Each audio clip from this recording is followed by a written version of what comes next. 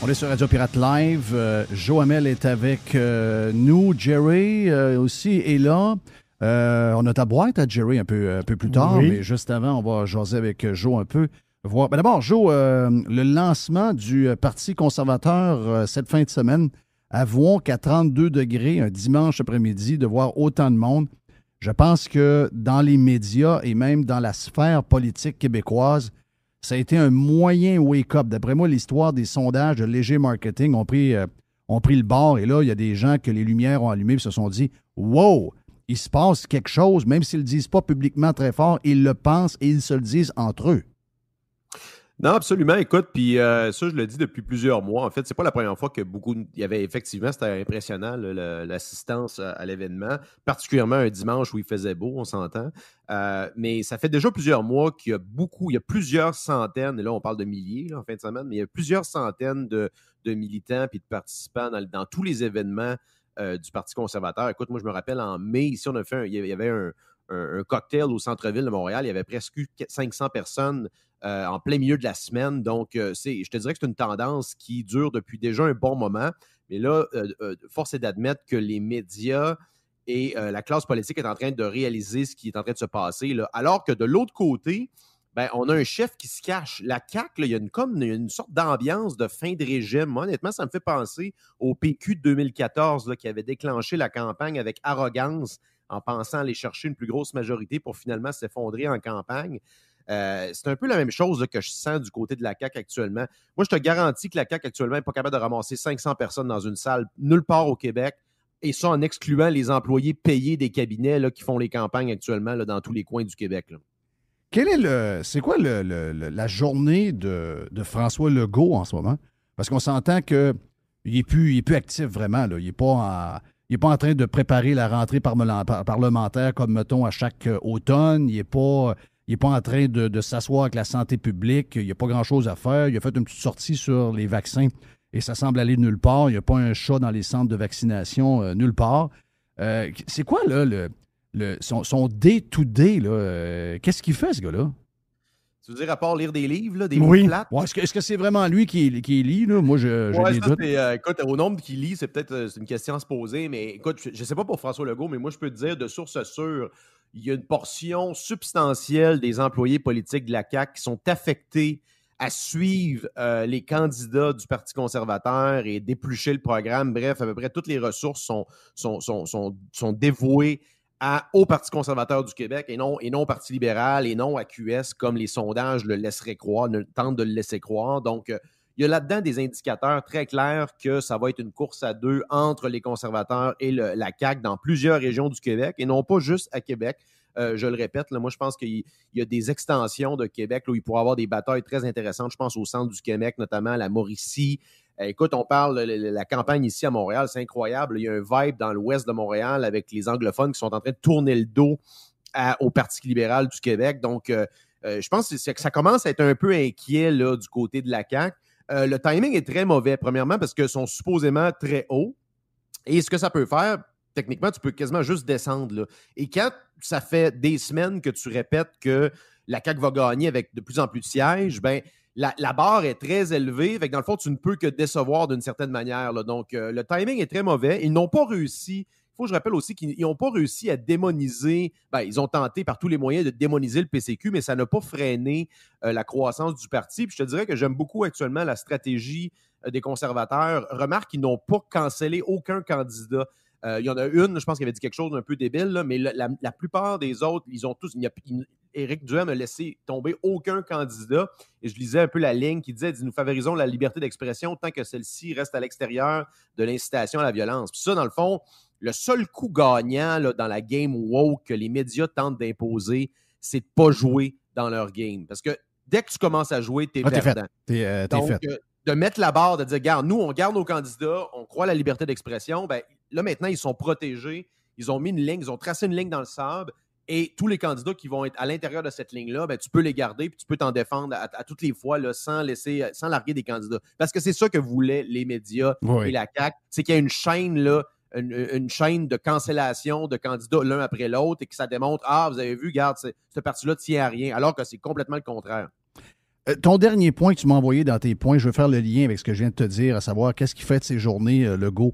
On a su qu'hier qu'il a rencontré le grand leader allemand qui, lui, essaie d'envoyer des signaux à ses citoyens qui est en train de faire quelque chose pour leur assurer qu'ils vont avoir du gaz cet hiver pour faire de la bouffe et se chauffer, comme plusieurs pays d'Europe. Donc, il y a une panique qui est installée. Donc, ce gars-là, son temps est décompté, puis dans le sens où l'hiver s'en vient, puis là, il faut qu'il arrive avec des solutions.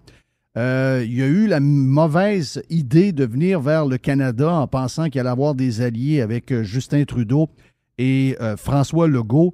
Et les réponses des deux bords, c'est des réponses de cabochon. On a eu Justin Trudeau qui parle que faut s'en aller de ces énergies fossiles-là. Alors que le gars, il a besoin de gaz là. Je veux dire, on n'est pas en train de parler dans 50 ans. Le gars, il a un problème right now, là. Et notre gars bizarre est en train de parler de ses tripes d'enfants. Puis c'est des tripes de gars qui lisent des histoires fantastiques, ça là. Et tu as l'autre bonhomme de l'autre côté qui, hier, a reçu aussi le leader allemand puis qui lui parle d'acier vert, d'aluminium vert, d'hydrogène vert. Le gars, ce qu'il veut, il veut du fucking gaz. Il veut du gaz. Il veut du gaz naturel. Il veut du gaz naturel qui arrive de l'Ouest dans un tuyau, qui part de l'Ontario, s'en va vers le Saguenay. Tu vas le liquéfier puis il part avec. Sac ça dans le bateau, merci, bonsoir. Puis il veut que les Québécois prennent le gaz naturel qu'on a sous nos pieds, qu'on le liquéfie également, puis qu'on le sac en bateau, qu'on lui donne un break. Mais il a dû partir d'ici en sacrament, le bonhomme. Non, exactement. Puis il y avait déjà eu des approches qui avaient été faites là, par différentes compagnies, des liens qui avaient été faits notamment, je pense même avec l'Ukraine à l'époque. Là. Donc, il y a réellement une initiative qui a été lancée pour tenter de régler ces problèmes d'approvisionnement-là. Écoute, le gaz naturel, là, il est près de 10 $ actuellement. Donc, et on prédit que ça peut peut-être monter jusqu'à 12, 13, 14 $ cet hiver. Parce qu'actuellement, là, c'est une tempête parfaite là, sur la scène internationale, notamment aux États-Unis, parce que là, tu as eu normalement, cette période-ci de l'année, les fournisseurs font des réserves en prévision de l'hiver, mais actuellement, vu qu'il y a eu un été quand même assez chaud, la plupart du gaz a été épuisé là, pour l'air climatisé, etc. Donc, mais pour revenir, moi, je pense qu'il faut l'appeler l'Alliance Trudeau-Legault parce que c'est une alliance anti-énergie. C'est une alliance qui est en surface pour plaire aux médias radicaux, s'opposer justement aux projets énergétiques, tant de production que de transport. Et ça fait près de 10 ans que ça dure. Là. La CAQ a fait un pivot là-dessus dans les 2 dernières années pour plaire aux médias, mais à la base, là, la majeure partie des problèmes qu'on vit actuellement, tu as un problème de supply de gaz actuellement, oui, mais tu as une antagonisation de cette industrie-là qui est faite par la plupart des pays occidentaux depuis 10 ans. Et là, on commence à vivre les conséquences de ça. Et pendant ce temps-là, tu vois justement le prix qui explose. Je ne sais pas si tu as vu aussi cette semaine, Warren Buffett maintenant qui peut acheter, je pense, 50% là, de Occidental Petroleum, alors que la Caisse a annoncé que la queue entre les deux jambes, qui avait dû vendre leur position au pire moment, alors que la plupart des titres, là, justement, comme Occidental Petroleum, depuis le creux de mars 2020, là, on parle de 200% de rendement. L'action est passée de 9 $ à 75 $. Donc, c'est incroyable les opportunités qu'on manque. Des projets comme GNL Québec. Écoute, quand justement le chancelier arrivait, le chancelier allemand, il y a un paquet de journaux qui ont comme répété la même ligne que le gaz canadien serait peut-être pas la solution pour l'Europe actuellement. Mais c'est complètement débile. Là. Il y a un problème d'approvisionnement. Puis un problème d'approvisionnement, ça se règle avec plus d'exploration puis plus d'exportation, point à la ligne. Qu'est-ce qu'un gars comme Trudeau qui vit dans son monde... tu sais, je veux dire, on regarde ça de loin et on se dit, mais my God, tu sais, je comprends qu'il y a une diversification au niveau énergétique qui s'en vient, mais je veux dire, comme leader d'un pays comme le Canada, où tu as du pétrole, tu as beaucoup de gaz naturel, je veux dire, il me semble que tu veux que ça arrive, mais le plus tard possible. Tu sais, je veux dire, l'opportunité au niveau économique qu'on a, puis en plus de sécuriser tout le monde, puis peut-être effectivement de calmer un bout de guerre. Demain matin, les Russes se rendent compte que finalement, ils ne pognent pas tout le monde par le fond de culotte, puis qu'il y a des options un peu ailleurs. Bien, au niveau géopolitique, ça a des implications. Mais ça nous montre vraiment comment Justin Trudeau, d'abord, par ses idées un peu c'est plus que socialiste. On est vraiment rendu dans une époque qu'on tentait d'oublier. Je disais cette semaine que Joe Rogan souhaitait vraiment que Justin Trudeau passe un test d'ADN pour voir s'il n'est pas le fils légal de Fidel Castro. Lui qui a encensé le régime de Castro, qui a encensé quelques mois plus tard également le régime totalitaire de la Chine, etc. Donc, on a affaire à un gars qui est quasi dangereux. Il faut commencer à dire les... Parce qu'eux autres, là, quand ils parlent de Duhem, quand ils parlent de Trump, quand ils parlent des gens de l'autre côté du spectre, ils n'ont aucune retenue sur les qualificatifs utilisés. Et nous autres, on est toujours en train de se retenir parce que comme eux autres, ils sont dans la vertu puis qu'ils sont du bord des liberals, mais non, liberals dans le terme plus marketing que finalement dans je dirais, le fond même, parce que c'est les premiers qui nous ont enlevé toutes les libertés dans les dernières années. Mais il va falloir commencer à mettre les étiquettes sur eux, comme eux le font avec les gens qui sont de notre côté. C'est clair qu'il faut y aller avec les bonnes étiquettes, puis un narratif de plus en plus dur pour eux autres. On est trop poli, on est trop doux, Joe. Non, exact. Écoute, ce sont des radicaux. Le Trudeau, il faut le dire, c'est un socialiste. L'alliance NPD libérale actuelle, c'est une gouvernance carrément socialiste qui vise même à nationaliser certains aspects de l'économie. C'est même plus caché, là. Avant, tu avais une certaine stratégie plus à long terme. Maintenant, ils le disent ouvertement. Actuellement, le problème avec leur stratégie, c'est que tant que tu es en période de croissance économique, comme ça a été le cas, par exemple, au début de son mandat, Trudeau, tu peux arriver avec des lubies comme justement la taxe sur le carbone, tout ça, puis tu peux signaler la vertu à faible coût parce que ça n'a pas encore d'impact là, sur la vie des gens. Mais là, actuellement, où tu fais face à une potentielle récession, tu as des problèmes d'approvisionnement en ressources naturelles. Là, les vrais enjeux, là, hashtag les grands enjeux, commencent à remonter à la surface et les gens commencent, et c'est un peu ça actuellement, tu vas voir la riposte électorale, là, ça va s'en aller majoritairement vers la droite populiste en Occident.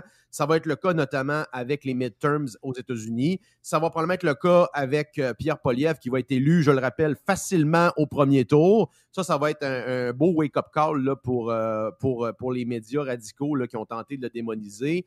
Par la suite, moi, je continue de penser que Éric Duhem va mieux faire que prévu le 3 octobre prochain. En passant, moi, je pense qu'en bas de l'opposition officielle, là, ça serait vraiment une catastrophe pour le PCQ parce que je te dirais que tous les cartes actuellement sont en main, est un alignement des planètes, le timing est parfait. Là, vous allez me dire, ouais, mais il y avait 0 député. Je m'en fous de ça. Moi, c'est pas d'où tu viens qui m'intéresse, c'est qu'est-ce que tu as devant toi. C'est quoi les cartes que tu peux jouer, puis c'est quoi l'opportunité, le timing que tu as devant toi. Puis quand ça se présente au rendez-vous comme ça, écoute, il faut que tu sautes dessus parce que le timing électoral, là, c'est vraiment ce qui est le plus important. Un bon candidat avec un mauvais timing va être pire qu'un mauvais candidat dans un bon timing. On l'a vu là, à plusieurs reprises. Puis Éric a la chance d'avoir les deux. C'est un bon candidat dans un bon timing. Est-ce que tu penses que... Parce que moi, je suspecte que François Legault... Tu sais, François Legault, le vrai François Legault, là, tu sais, c'est pas une bête de politique. C'est un gars, pragmatique à ses heures. Il a fait un livre. On a compris un peu ce qu'il y avait dans le fond de lui. Les gens pensent qu'il a changé. Moi, je pense pas qu'il a changé. Je pense que c'est l'opportunisme politique qui... Parce qu'on pense qu'il y a juste Éric Duhem qui est pas opportuniste. Là, d'après moi, ceux qui aspirent au pouvoir le sont tous un peu, puis ceux qui l'ont sont encore pires. C'est un gars qui veut pas de trouble, autrement dit. Ben, c'est un gars qui veut pas de trouble. Donc, c'est un gars qui va dire ce que les journalistes et les médias veulent. Les journalistes et les médias ont une alliance avec les Greens, avec tous les radicaux qu'on parlait tantôt, là, qui veulent, pour toutes sortes de raisons, un changement de structure économique, etc. Donc, on utilise la terre, le dos large là-dessus. Et à cause de ça, François Legault ne le fait pas. Parce que moi, je pense que François Legault, le vrai François Legault, c'est le gars qui a écrit dans son livre, qui veut sortir le gaz naturel, qui veut profiter de ça, qui veut enrichir le Québec, etc. Mais une fois au pouvoir, il s'est dit, OK, comment je fais pour garder le pouvoir? Il s'est tourné de bord et il dit, je ne veux pas avoir de problème avec les médias, je ne veux pas avoir de problème avec les journalistes. Donc, qu'est-ce que vous voulez entendre de moi? On le sait, on connaît, surtout ici, avec Québécois, etc. Est-ce que tu penses que Éric, qui est, contrairement, mettons, à DeSantis, ou encore Trump, est très poli envers les... Oui, il leur répond, mais il leur répond intelligemment. Mais on sait qu'il mène un peu. On voit comment, justement, François Legault se fait mener par le bout du nez par les groupes de pression, les gens qui sont de connivence avec les journalistes. Et la minute qu'il se brasse de quoi dans la presse, la minute qu'il se brasse de quoi à Radcan, il n'ira pas contre eux autres, il ne se tiendra pas debout. Donc, c'est un peu une personne un peu faible à ce niveau-là. Est-ce que Éric Duhem va devoir, à un moment donné, être... Puis je comprends jusqu'à maintenant, la stratégie est bonne. Il joue ça de manière très intelligente. Mais est-ce qu'il va devoir se lever contre ces journalistes-là et ces médias et leur montrer que l'agenda, c'est lui qui mène et que c'est pas eux autres? Parce que ils vont soulever les mouvements green. Regarde, on fabule. Éric est au pouvoir le 3 octobre, décide de sortir du gaz, enlève les taxes sur l'essence. On va dire de quoi? Il y a des tonnes de journalistes et encore plus leurs amis activistes qui vont complètement devenir fous. Et là, ils vont créer un genre de chaos social inventé un peu. Est-ce que tu penses que Éric va devoir, pendant la campagne, mettre son pied à terre devant, je dirais, le cinquième pouvoir qui veut toujours envoyer le message comme de quoi qu'il mène, ou il va continuer jusqu'à la campagne, puis s'il arrive quelque chose après, il va le faire après, c'est-à-dire ce changement de ton-là avec les médias? Écoute, c'est toujours un peu le risque. Rappelle-toi aussi comment Jean Charest, je pense qu'il avait perdu l'élection de par sa gestion de la crise de 2012, avait tenté, là, toujours ça un peu là, que les politiciens tentent de faire. Ils tentent de se mettre dans le milieu de l'enjeu pour plaire à tout le monde. Finalement, ben, les opposants ne se rallient pas, puis tu perds ta base de toute façon. Fait que tu n'as rien à gagner à diluer les positions sur lesquelles vont te faire élire. Dans le cas d'Éric, les positions sont très claires. Puis je pense qu'elles rejoignent une grande partie des Québécois avec les enjeux qu'on voit actuellement. Fait que, non, au contraire, moi, je pense qu'il faut qu'il double la mise, là, puis il va all-in. Tu vas all-in, ça ne veut pas dire qu'il y a une façon bien à lui de replacer les journalistes. Moi, j'aimerais qu'il soit peut-être un peu plus agressif, dans le sens un peu comme plus à la Poilievre, mais il le fait. Mais tu sais, il disait lui-même, il dit, moi, je viens des médias, donc c'est des gens que je connais, etc. Je comprends ça. Puis il le fait de manière très calme aussi, c'est très bien. Et dans l'optique où il prend le pouvoir le 3 octobre prochain, écoute, tu y vas all-in dans le premier mandat, là, contrairement à Jean Charest qui avait reculé, rappelle-toi, dès les premières manifestations en 2003. Là, tu y vas all-in, tu y vas avec l'exploitation des ressources naturelles, tu y vas avec la taxe sur l'essence, tu y vas avec les réformes proposées pour le milieu de la santé. En passant, là, la campagne, là, ça se dirige pour être ça. Là, ça va être la question, c'est est-ce que le modèle québécois est soutenable, oui ou non? Puis on l'a eu la réponse dans les dernières années, c'est que la réponse, c'est non. On vous a vendu un mensonge. L'idée que vous payez beaucoup de taxes pour avoir des services, c'est faux. Vous payez des taxes, mais vous n'en avez pas de services. La RAMQ, c'est un assureur qui n'est pas capable de livrer les services pour lesquels elle perçoit justement la police d'assurance. Vous la payez, la police d'assurance de la RAMQ. Vous ne le voyez juste pas. C'est juste pas écrit dans votre rapport d'impôt. Donc, ça va être ça l'enjeu de la campagne. Ça ne sera pas... évidemment, on va parler des conséquences. Regarde, je voyais ce matin, je ne sais pas si tu as vu, augmentation de 30% du décrochage scolaire. Là, ils disent, évidemment, ça me fait toujours rire, en raison de la pandémie. Oui, c'est pas le virus là, qui fait ça, c'est les mesures débiles de la CAQ qui ont été parmi les pires au monde. Et moi, je l'entends partout, là, Jeff. Là, il y a un entraîneur privé de hockey qui me disait que actuellement, les prospects québécois sont en retard versus le reste de l'Amérique du Nord parce qu'ils ont été 2 ans presque sans jouer, à commencer, à arrêter, à recommencer, etc. Donc, alors que le reste de l'Amérique continuait de jouer ou du moins continuait de s'entraîner. Ah oui. Donc là, il va y avoir des... Écoute, il n'y a toujours pas de statistiques en passant. Là. Vous pouvez aller voir sur le site de Statistique Québec. Il n'y a toujours pas de statistiques pour le suicide pour 2020 et 2021. C'est quand même spécial que tu as toutes les autres causes, tu as toutes les causes de COVID-19 possibles et potentielles partout au Québec, mais tu n'as pas de chiffre de suicide encore pour 2020 et 2021. C'est bizarre, hein? Très bizarre. Et ça s'ajoute, quand j'ai vu ça ce matin, j'ai trouvé ça spécial, ça s'ajoute au fait qu'il parle également que si les jeunes veulent avoir un bon système immunitaire pour battre les prochains variants de COVID, etc., puis même celui qu'on a actuellement, il faut qu'ils fassent du sport. Tabarnache. Donc, tout est là. Je veux dire, toute la recette qu'on a prise, finalement, on sait que c'est la mauvaise recette qu'on a prise, mais comme c'est l'habitude, on est dans le no fault avec... Il n'y a personne qui va être responsable de ça. Il y a juste les jeunes qui vont en payer le prix, les jeunes sportifs, les jeunes à l'école. Puis rajoute à ça que tu disais, le système de santé nous montre que le modèle québécois a failli, qui fait juste charger et qui ne donne rien. Le système des écoles, c'est la même chose. Là. Oui, OK, les jeunes, ce qu'on a vu, c'est que les jeunes plus faibles, avec l'école à distance, avaient plus de misère encore, puis l'écart s'est creusé avec les meilleurs. Mais aussi, tu as un système scolaire, donc les profs et toute la structure, c'est le bordel total. Jerry, mon fils est dans le domaine. Non, regarde, c'est l'enfer. Là aussi, c'est un autre système de santé. Celui-là, il paraît moins un peu, c'est pas du monde malade. Écoute, c'est incroyable. Tu regardes, là, ils parlent de pénurie, d'une crise parce qu'ils n'ont pas assez de profs pour mettre dans les écoles. Mais c'est complètement incroyable. Là. Tout ce que l'État touche, c'est un total cauchemar. Moi, mon exemple préféré, Jeff, là, c'est les traversiers. À Québec, là, tu sais pas si tu as vu encore, il y a encore des problèmes de traversiers. Moi, là, c'est drôle. Je t'écoutais l'autre fois, tu racontais que je pense que c'était une de tes connaissances qui t'avait dit qu'il y avait comme eu une espèce d'épiphanie avec la crise des passeports. Finalement, tu t'es rendu compte que l'État n'était pas efficient dans la gestion des ressources, toi. Écoute, les exemples, là, t'en as, tu fais juste mettre le pied dehors dans la rue, puis tu en as plein d'exemples. Mais écoute, pas les tramways, les traversiers, c'est l'exemple le plus simple possible. Écoute, c'est une technologie, quoi, du 19e siècle. Ils sont pas capables de gérer un seul traversier avec un monopole. Écoute, ils réussissent à le crisser dans le quai une fois par trimestre. C'est incroyable. C'est ça. Oui, il est arrêté pendant un mois, il a encore été poqué. Il s'est sacré dans le quai. C'est incroyable. Thank you, Joe. Toujours un plaisir de te parler. T'es en feu, mon ami. Hein. Joe Hamel est avec nous autres. Jerry va être là pour la boîte dans quelques minutes. Vous êtes sur Radio Pirate Live.